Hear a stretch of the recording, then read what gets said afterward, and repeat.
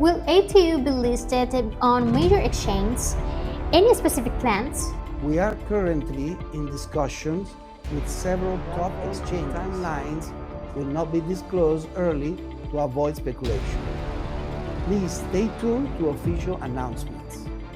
Besides Quantity Wallet and PancakeSwap, which other exchanges will support ATU? We plan to gradually list ATU on exchanges like Binance, OKX, MEX, and Gate to boost liquidity and global exposure.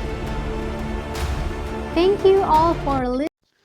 ATU network, ATU cyangwa se iyi coin yitwa ATU ikorerwa muri Quantum Wallet, abantu benshi bakomeje kuyibazaho kuko bavuga yuko ari scam.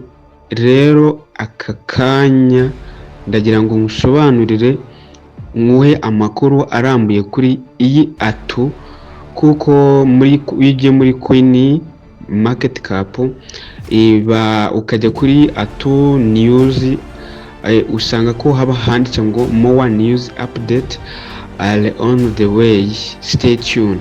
Bakubwira ngo amakuru menshi cyangwa se andi makuru araza vuba ngaha muri mwihanganye.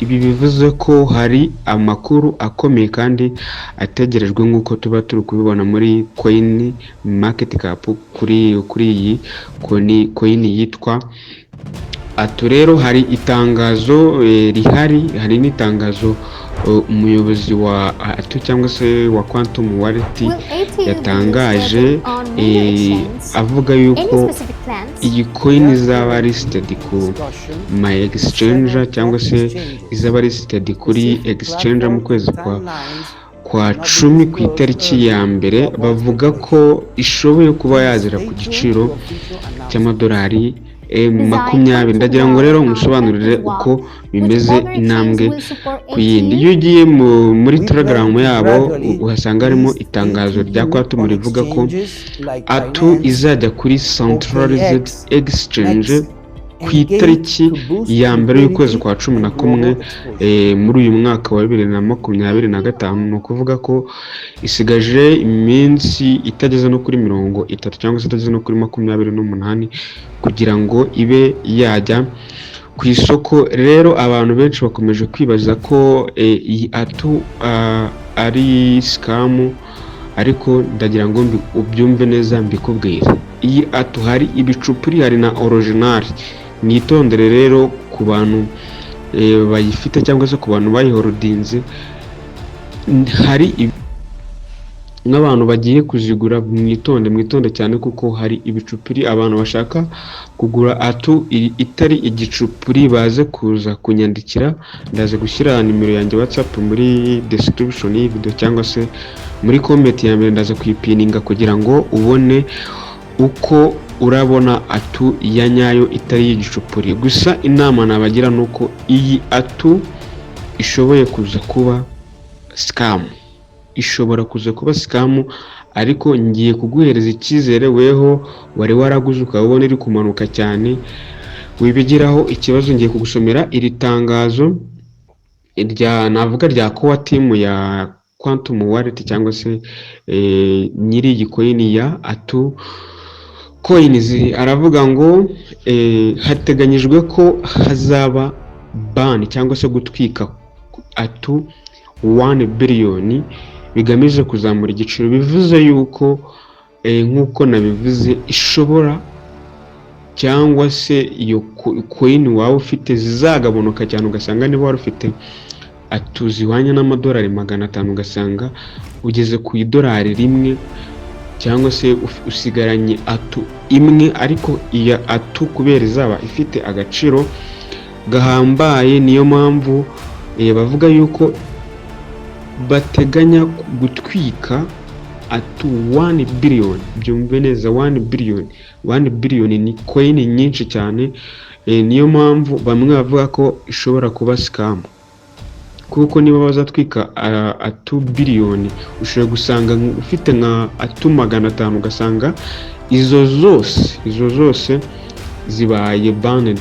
noneho nk'abantu baba bafite amakoini menshi ugasanga nibo bari mu nyungu. Niyo mpamvu abantu benshi bafite ubwoba ko yaba yabariye amafaranga yabo. Gusa nk'uko tubizi muri investment n'ubundi ni mu guholdinga haba harimo inyungu cyangwa se igihombo. Iyo utungutse cyane urahomba cyane ugasubira ku isuka. Rero bakavuga ko liquidity iri kuri decentralized exchange cyangwa se DC zizimurwa zijye kuri centralized exchange kugira ngo habeho alignment. Bivuze ko ubu ngubu kugera aka kanya ntiraba listed, bivuze ko atu zose ziri muri quantum wallet. Bari kuvuga yuko izo zose izo ufite zizava muri wallet, nizimara kuva muri wallet zijye muri centralized exchange kugira ngo cyangwa se igihe izaba yabaye listed. Rero bagakomeza bavuga ngo minimum stacking threshold, bakavuga ko gustakinga byagabanutse cyane by'agateganyo, kuko kugera aka kanya atu eshatu nizo wemerewe kuba waholdinga cyangwa se wabika cyangwa se wastakinga, kandi ukaba uzi yuko izo atu ubitse eshatu zizagabanukaho 60% buri kwezi. Bivuze ko niba ufite atu eshatu, izo atu eshatu umenye ko zizagabanukaho 60%. Mwibutsa ko ku mpera y'ahangana ndaza kuza kukubwira icyiza cyangwa se imugira inama y'icyo wakora aka kanya. Kandi bagakomeza bavuga ko withdraw zirakomeza gukorwa aka kanya niba abantu bayikora, niba nawe uyikora ubwo urabizi. Bagakomeza bavuga ngo nyuma yo kujya kuri centralized exchange cyangwa se nyuma yo kujya kuri iyo nyuma yo kuba listed, bakomeza bavuga ko izasubira kuri 50. Umuntu azaba yemerewe gustakinga atu 50, ndetse akaba yizeye ko igomba kugabanyukaho 30%. 30% niba ustakinze atu 50, ukoze imibare wahita ubona ko igihe zizagabanukira ukagabanyaho 30%, urumva ko ni atu nyinshi ntabwo zabara mu kuba atu hafi nka 10 na zingahe. Nk'uko tubibona muri coin market cap cyangwa se n'itangazo tubona muri Telegram, birahura kuri ibi bintu bikurikira. Coin market cap ivuga ko tugomba gutegereza tukaba twihanganye, kuko bari gutegura gushyira hanze amakuru mashya aryanye n'ibyo faranga ndetse n'igihe rizarisitingirwa. Natangiye mvuga ngo rizarisitingwa ku itariki ya mbere, ariko ba nyiri umushinga nyuma bagezeho bisubira bavuga yuko itariki bakiyigaho.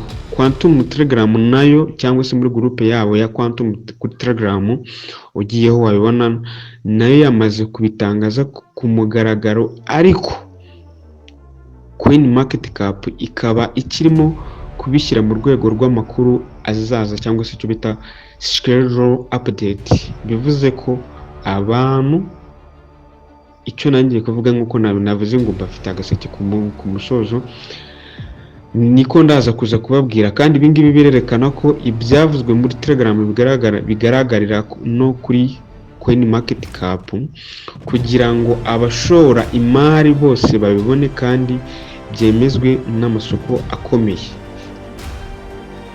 Rero ngeze handi navuze ngo ndaza kuza kukubwira inama y'icyo ikintu wakora. Dushingiye kuri ibi ngibi, iri ni itangazo ndi gusoma cyangwa se cyangwa se amakuru abavuye muri Telegram. Nta mpamvu yo gutanga amakuru adafite source. Nawe ugiyeyo wayibona, barakuvuga ngo ibi birerekana ko ibyavuzwe muri Telegram bigaragarira no kuri bikongera bikanagaragara no kuri Coin Market Cap, kugira ngo abashora imari bose babibone kandi byemezwe n'amasoko akomeye. Bivuze ngo wewe ugifite amafaranga, wowe ugifite amadolari, please don't waste your money, kuko iyi coin atu navuga ko hejuru ya 60% cyangwa se hejuru ya 70% nuko izaba scam nk'uko twagiye tubibona hano bavuga ngo niba ufitemo izo uzaba ufite zajya zigabanywamo 60%, izo ufite zigabanyuke 30%, bagakomeza bavuga ko 1 billion token za ATU zigomba kuba banned cyangwa se zigomba gutwikwa. Rero menya ko iri ngiri ni ryoherezo by'iyi coin, kuko abantu bakoze mining bita cyangwa se nayo yaje imeze nk'ingi yitwa KCPay. Mu ntangiriro yaje ifite amafaranga, itanga amafaranga menshi, ukora staking ukungukirwa, ababikujemo barahari. Ndibukare group nabagamo admin wacu yabikujemo amadolari agera muri 50 yakozemo staking, ariko nyuma yaho yakomeje kuzamuka, irazamuka ku buryo coin imwe yahuraga n'amadolari hafi 60, ariko muri amadolari 60 ukaba utemerewe kuba wayabikuza, staking ya mafaranga yabo aza kuza guhiramo. Bivuze yuko n'iyi coin rero ya ATU nayo iri mu marembera. Mu minsi ishize niba yari ku madolari, ndakeka yarazamukaga cyane, yaragiye kugera ku madolari 3, abantu benshi barimo bayigura, ikaba igeze aka kanya ikaba iri hafi kugera ku idolari 1. Bivuze yuko iri kugenda igabanuka agaciro. Uwakoze staking akabikuza, bivuze ko yarungutse, weho washyizemo ayawe igeze ku madolari 2, harimo aba hypers bakubwira ko izazamuka, ukagenda ukayigura.